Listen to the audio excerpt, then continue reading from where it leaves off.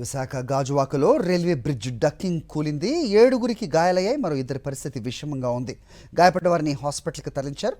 పిల్లర్కు concrete వేస్తున్న సమయంలో ఈ ప్రమాదం జరిగింది.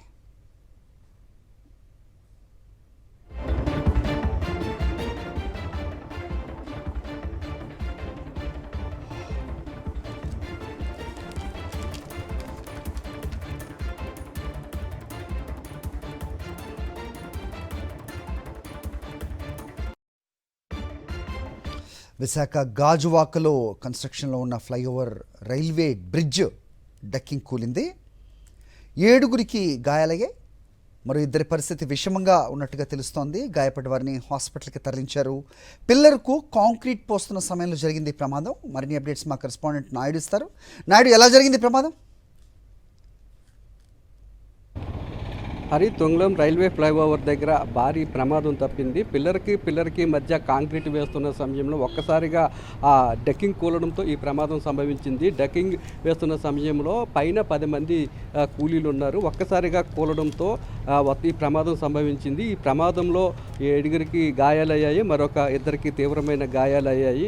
ఈ ఫ్లైఓవర్ను ట్రాఫిక్ క్రమబద్ధీకరణ కోసం, ట్రాఫిక్ని తగ్గించడం కోసం తుంగలం నుండి అలాగే దువ్వాడ రైల్వే స్టేషన్ వరకు కూడా పెద్ద వాహనాలన్నీ కూడా ఈ ఫ్లైఓవర్ మీద వెళ్ళేందుకు ఈ ఫ్లైఓవర్ నిర్మాణాన్ని చేపట్టారు. దానిలో భాగంగా ఫ్లైఓవర్కి మధ్య ఇక్కడ ఈరోజు కాంక్రీట్ పని పెట్టారు. కాంక్రీట్ పని జరుగుతుండగా ఇనప డక్కింగ్ ఏర్పాటు చేసి దాని మీద కాంక్రీట్ వేస్తుండగా ఒక్కసారిగా ఈ డక్కింగ్ ఏదైతే ఉందో కూలిపోవడంతో ఒక్కసారిగా ప్రమాదం సంభవించింది. అయితే అదృష్టవశాత్తు ఎవరికి కూడా ప్రాణాపాయ నష్టం అయితే జరగలేదు. ఈ ప్రమాదం జరిగిన వెంటనే ఈ చుట్టుపక్కల ఉన్న వాళ్ళు వచ్చి వెంటనే ఇక్కడ ఉన్న ఎవరైతే ఈ కూలిపోయి ఇక్కడ ఈ స్లాబ్ వేస్తున్నారు, ఈ స్లాబ్ అయితే ఏదైతే కూలిపోయిందో దాని కింద వారిని అందరినీ కూడా బయటికి తీయడం జరిగింది. ఇక్కడ చుట్టుపక్కల క్రికెట్ ఆడుతున్న కుర్రోళ్ళు వచ్చి ఒక 30 మంది వరకు వచ్చి ప్రమాదం జరిగిన వెంటనే ఈ శిథిలాల కింద చిక్కుకున్న వారిని బయటికి లాగారు. వారిలో 2 పరిస్థితి విషమంగా ఉంది. వారు నడవలేని పరిస్థితిలో ఉన్నారు.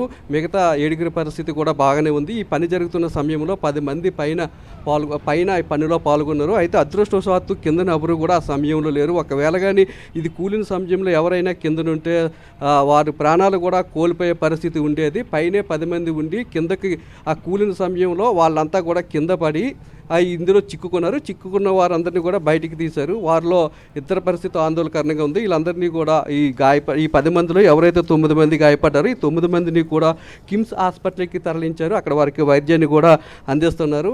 అయితే ఇటువంటి ప్రమాదం జరగడం మీద స్థానికంగా ఉన్న ప్రజలంతా కూడా ఆందోళన వ్యక్తం చేస్తారు. ఒక్కసారిగా ఇది కుప్పకూలడంతో భారీ ఎత్తున శబ్దం వచ్చింది. అసలు ఏం జరుగుతుందనే ఒక ఆందోళన అయితే వారిలో నెలకొంది. అసలు ఈ స్లాబ్ నిర్మిస్తున్నప్పుడు ఈ డక్కింగ్ తీస్తుండగా ప్రమాదం జరిగిందా, లేదంటే ఒక్కసారిగా కుప్పకూలిపోయి ప్రమాదం జరిగిందా అన్న సంగతి అయితే వాళ్ళకి అర్థం కాలేదు. చుట్టుపక్కల ఈరోజు ఆదివారం కావడంతో పక్కనే ఉన్న గ్రౌండ్లో ఉన్న కొంతమంది కుర్రోళ్ళు వచ్చి వాళ్ళు వెంటనే లాగడంతో వారందరూ కూడా ప్రాణాపాయ స్థితి నుండి బయటపడ్డ పరిస్థితి నెలకొంది. అయితే పోలీసులు కూడా కేసు నమోదు చేసుకున్నారు. ఏ విధంగా ఈ ప్రమాదం జరిగింది అనేది నాణ్యత లోపమా, లేదంటే ఈ డక్కింగ్ని సరిగా ఏర్పాటు చేయకపోవడం వల్ల ఈ ప్రమాదం జరిగింది అనే దాని మీద పోలీసులు అయితే విచారణ జరుపుతున్నారు. Hari. Okay Naidu, thanks for the inputs.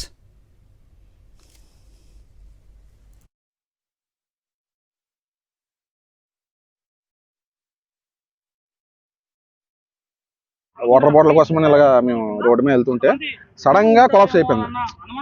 అసలు ఏం జరిగిందో తెలియలేదు. నేనైతే కళ్ళ ఎదురుగా నేనైతే చూశాను. సడన్ గా కొలాప్స్ అయిపోయింది. మేబీ ఏమో సెంటరింగ్ వేస్తారేమో, సెంటరింగ్ తీయడానికి కొలాప్స్ అయిపోయిందేమో అనుకున్నాం. బట్ ఆ ఇంపాక్ట్ అయితే మాత్రం చాలా గట్టి తగిలింది. మేము రియల్ అయితే ఏమనుకున్నామంటే మేము కనీసం బతికుండే ఛాన్సెస్ చాలా తక్కువేమో అనుకున్నాం. ఎందుకంటే అంత ఇంపాక్ట్తో జరిగింది.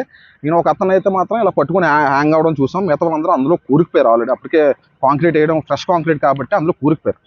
వెంటనే మన వాళ్ళు పక్కనే ఉన్న మా కుర్రోళ్ళందరూ తప్పించి అందరిని పిలిపించి టప్టప్పును పరిగెట్టుకుని వచ్చి మేమందరం కూడా ఎవరైతే కాంక్రీట్లో ఉండిపోయారో పాపం వాళ్ళు నడిచే పొజిషన్లో కూడా లేరు, అసలు నించోనే పొజిషన్లో లేరు. అసలు వాళ్ళు అంత దారుణంగా అందులో ఇంపాక్ట్ అయిపోయి ఉన్నారు.